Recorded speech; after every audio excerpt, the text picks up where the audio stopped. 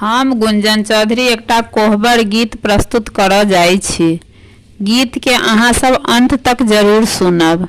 अहाँ सबसे आग्रह जे गीत नीक लागत तो लाइक कर देबै, कमेंट कर देबै, चैनल के सब्सक्राइब नहीं केने हेबै तो सब्सक्राइब कर देबै। एहन ससुरारी दुल्हा अहाँ कहाँ पाएब हे मिथिले में रहियो। एहन ससुरारी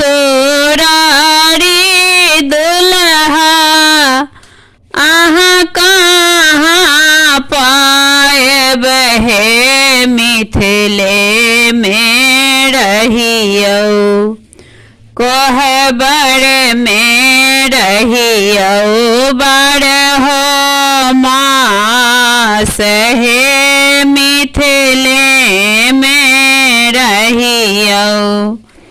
कोहबर में रहियो बारहो मास हे मिथिले में रहियो।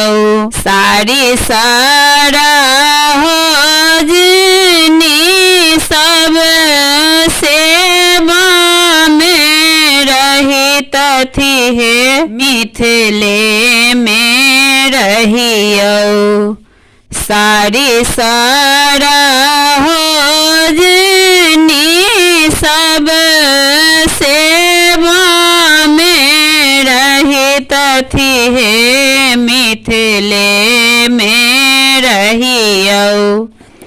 कखन होने होए देव उदास हे मिथिले में रहियो।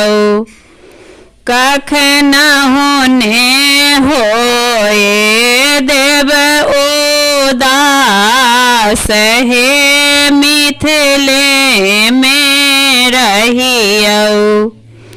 फूलबा के बिछी बिछी से जबा ओछाएब हे मिथिले में रहियो।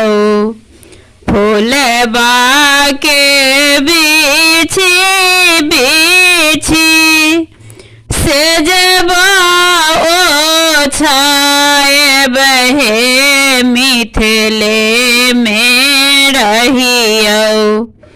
ताहि पर करब हास परिहास हे मिथिले में रहियो।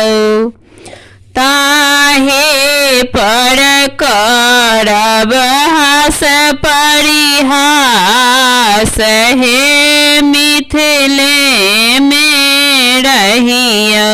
अहाँ जे जे चाहब से पाएब हे मिथिले में रहियो। अहाँ जे जे चाहब से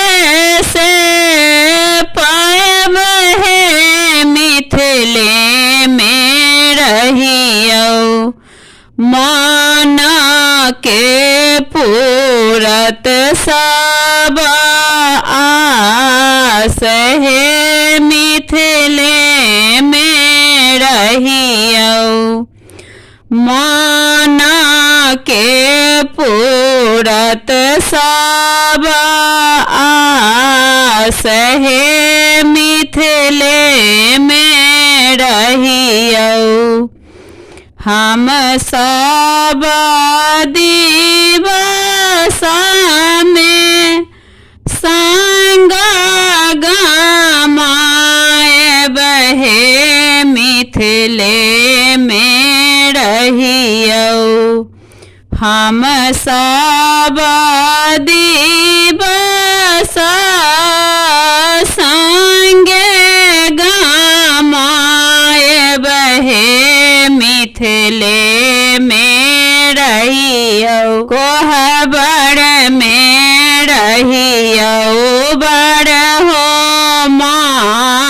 सहे मिथिले में रहियो, कोहबर में रहियो बड़ हम सहे मिथिले में रहियो।